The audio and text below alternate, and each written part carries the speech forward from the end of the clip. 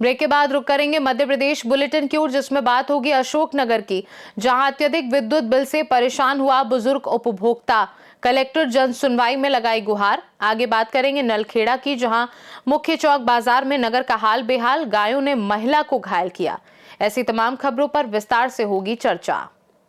जिला अशोकनगर की पिपरई तहसील के वार्ड क्रमांक 7 रेलवे फाटक के पास निवास करने वाले बुजुर्ग एवं भूमिहीन व्यक्ति गज्जू अहिरवार इन दिनों अत्यधिक विद्युत बिल से परेशान हैं। उनका आरोप है कि उनके नाम से दर्ज विद्युत कनेक्शन में प्रत्येक माह लगभग 2200 से अधिक का बिल आ रहा है, जबकि उनके घर में केवल एक बल्ब का ही उपयोग किया जाता है। पीड़ित उपभोक्ता का कहना है कि वे नियमित रूप से समय पर विद्युत बिल का भुगतान करते हैं। इसके बावजूद विद्युत विभाग द्वारा 15-15 दिनों तक बिजली काटी जाती है, जिससे उन्हें भारी परेशानी का सामना करना पड़ता है। मंगलवार को आयोजित कलेक्टर जन सुनवाई में उन्होंने जिला कलेक्टर को आवेदन देकर विद्युत मीटर की जाँच कराए जाने एवं गलत बिलों में सुधार की मांग की है। आप जन सुनवाई में आए हैं, किस मामले को लेकर आए हैं, क्या बात है? ये लाइट के बारे में लेकर आए हैं। बिजली विभाग ज़्यादा बिल दे रहे हैं। कितनों का दे रहे हैं, बात बताओ, पूरी बात बताओ। 6000 रुपये दे रहे हैं। 2000 से कम भरे ही नहीं रहे, 2200 दे रहे हैं। और एक महीना में 7-7 हज़ार भर रहे हम। अच्छा, तो कितने लोगों का परिवार है आपका? हमरो है वो 6-7-8 10-12 का आदमी। या तो ज़्यादा बिल आ रहा है आपका? हाँ, ज़्यादा बिल। पहले कितने आता था? पहले 200 रुपये या 500 रुपये, बस से ज़्यादा आओ ही नहीं। कितने दिन पहले आता था इतना बिल? जो 1 साल पहले। और क्या, तो इतना सारा पैसा जो बिल आ रहा है, जो कब से आने लगा? ये 1 साल हुई जनवरी से। जनवरी से इतना बिल आ रहा है? जनवरी में चुकता बिल था हमारा। अच्छा, तो इस संबंध में आपने कहाँ का शिकायत की? विद्युत विभाग के अधिकारियों के पास गए? विद्युत में गए थे ना। क्या बोला? वकील लगे नहीं, वो तो भरने पड़ेगी, इतनी कहाँ से भरने पड़ेगी। मैंने कही मजदूर आदमी, सही है, सही है। कोई के 100 रुपये आ रहे हैं आदमी। ठीक है। अशोकनगर से सी न्यूज संवाददाता गोलू यादव की रिपोर्ट। दतिया जिले में नागरिकों की समस्याओं के त्वरित समाधान के लिए मंगलवार को न्यू कलेक्ट्रेट के सभा कक्ष में जन सुनवाई आयोजित की गई।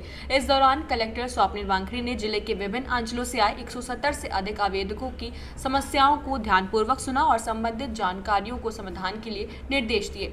लंबित मामलों के लिए अधिकारियों को समय सीमा निर्धारित कर उनका निराकरण करने के उद्देश्य दिया गया।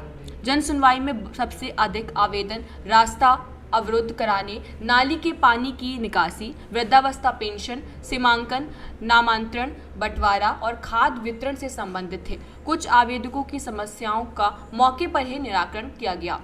दतिया से सी न्यूज संवाददाता नितिन दांत्रे की रिपोर्ट।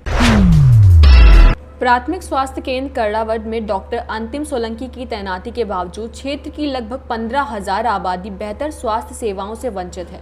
डॉक्टर सोलंकी की ड्यूटी सप्ताह में केवल 3 दिन सारंगी में लगाई गई है और उन्हें राष्ट्रीय स्वास्थ्य कार्यक्रमों की मॉनिटरिंग का अतिरिक्त जिम्मा भी सौंपा गया है। इसी कारण स्वास्थ्य केंद्र की जिम्मेदारी अन्य स्टाफ पर आ गई है, जिससे यहाँ केवल छोटे मोटे मामलों का ही इलाज संभव हो पा रहा है। ओपीडी में आने वाले 20-25 मरीजों को साधारण उपचार के लिए पेटलावद या अन्य दूरस्थ स्थानों का भटकना पड़ता है। पूर्व उप संचालन नारायण अंजना ने बताया कि गर्भवती महिलाओं और आम मरीजों को सबसे अधिक दिक्कत हो रही है।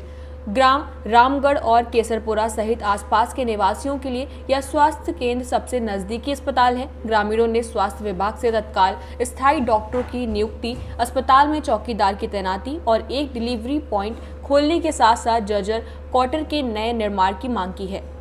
सीबीएमओ डॉक्टर ML चोपड़ा ने कहा है कि समस्याओं को शीघ्र दूर करने का प्रयास किया जा रहा है और डिलीवरी केंद्र के लिए भी आवश्यक कदम उठाए जा रहे हैं। 2 साल हो गए मुझे यहाँ पे पोस्टिंग होते हुए, लेकिन मेरे पास प्राथमिक स्वास्थ्य केंद्र कैरावत के अलावा सारंगी स्वास्थ्य केंद्र का भी प्रभार है, तो जिसमें मैं 3 दिन सारंगी जाता हूँ और 3 दिन यहाँ पे आता हूँ। उसके अलावा हमारे यहाँ राष्ट्रीय प्रोग्राम जो चल रहे हैं, तो जिसमें मेरे अंतर्गत सारंगी और कैरावत दोनों को अगर मिलाया जाए तो लगभग 20 CHO मेरे अंदर काम कर रहे हैं। उसके साथ ही साथ 20 ANM है, तो उनका सेशन करवाना, वो टीकाकरण, पूर्ण टीकाकरण करवाना। जहाँ पे अगर हम प्राथमिक स्वास्थ्य केंद्र कैरावत की से पर्टिकुलर बात करें तो यहाँ पिछले विगत कुछ दिनों से पत्राचार किया है कि इसको डिलीवरी पॉइंट चालू की जाए, क्योंकि पहले स्टाफ की कमी थी, हमारे पास एक ही स्टाफ नर्स थी। अभी रिसेंट में एक स्टाफ नर्स की और वृद्धि हुई है, तो इसके लिए और साथ ही हमें यहाँ पे गार्ड की आवश्यकता है। मतलब डॉक्टर नहीं है, एक नर्स द्वारा 1-2 कर्मचारी बैठते हैं, बस इतने बड़ा हॉस्पिटल है क्या? सिविल शासकीय हॉस्पिटल मतलब 3-4 पंचायत लगती, 15,000 पब्लिक है क्या? और वहाँ कोई है ही नहीं डॉक्टर। समस्या आती है बहुत परेशानी से, पेटलाव जाना पड़ता है। मांग यही है, डॉक्टर की मांग है हमारी, वहाँ डॉक्टर होना चाहिए ना कैड़ावत में, स्थायी डॉक्टर। झाबुआ से सी न्यूज संवाददाता विनोद शर्मा की रिपोर्ट। नलखेड़ा नगर परिषद क्षेत्र के मुख्य चौक बाजार में आज नगर का हाल बेहद खराब देखा गया। नगरवासियों और व्यापारियों का कहना है कि सड़क और सार्वजनिक जगहों पर बिना नियंत्रण गायों की उपस्थिति आम परेशानियों का कारण बन रही है। सूत्रों के अनुसार आज बाजार में घुसकर गायों ने एक महिला को गिरा दिया और उसे चोट पहुंचाई। लोग नगर परिषद नलखेड़ा से इस ओर तुरंत ध्यान देने और उचित कार्रवाई करने की मांग कर रहे हैं। स्थानीय लोगों ने कहा है कि गायों की उचित व्यवस्था और सुरक्षित गौशाला में स्थानांतरण आवश्यक है ताकि सार्वजनिक जगहों पर सुरक्षा सुनिश्चित की जा सके। नलखेड़ा से सी न्यूज संवाददाता इमरान लाला की रिपोर्ट। पन्ना में एक बार फिर रफ्तार और लापरवाही पूर्वक वाहन चलाने की वजह से हादसा हुआ है। बता दें कि आज छतरपुर से पन्ना आ रही परम ज्योति की यात्रा बस क्रमांक जैसे ही एनएमडीसी कॉलोनी मिलन ढाबा के पास पहुंची, अचानक सामने से आ रहे ट्रक चालक ने लापरवाही पूर्वक ट्रक का ब्रेक लगा दिया, जिससे बस चालक अपने नियंत्रण खो बैठा और बस ट्रक के पीछे जा टकराई। इस हादसे में आधा दर्जन से अधिक यात्री घायल हुए हैं। घटना के बाद मौके पर अफरा तफरी का माहौल हो गया और घायलों को तत्काल डायल 112 की मदद से उपचार के लिए जिला चिकित्सालय पन्ना में भर्ती करवाया गया, जहां सभी का उपचार जारी है। वहीं जानकारी लगने के बाद पुलिस मौके पर पहुंची और मामले की जांच में जुट गई है। बस में बैठ के नौगांव गए थे, नौगांव से लौट रहे थे। पन्ना आ रहे थे जी। किससे आ रहे थे? ये अपना के बस से आ रहे थे। कौन सी बस है? वो सफ़ेद कलर की सर बस थी, बस का नाम तो नहीं जानते थे। कैसे हादसा हुआ? वो माली ये चला रहा था, अचानक वो ट्रेलर में ठोक दिया। ट्रक में टकरा गई? हाँ बस ठोक दिया। अच्छा, तो क्या लापरवाही से चल रही थी, तेज थी या? ये सर ध्यान तो नहीं दे पाए हैं। हाँ। अब हम लोग भी बैठे थे आराम से, अब थोड़ा नींद लग गई थी। कितने लोग रहे होंगे बस में? बस में माली तो कम से कम नहीं तो माली 40 आदमी तो रहे होंगे। हाँ, कितने लोग घायल हुए हैं? मतलब 10 लोग घायल हुए हैं। आपको वो चोट कहाँ आ गई? ये थोड़ा सी लगा। हाँ। क्या नाम है आपका? उमेश कोल। कहाँ के हैं? सीधी के। पन्ना से सी न्यूज संवाददाता रफी की रिपोर्ट। मध्य प्रदेश बुलेटिन में फिलहाल के लिए इतना ही। बने रहिए सी न्यूज भारत के साथ। हर खबर आपके साथ, आपके हाथ।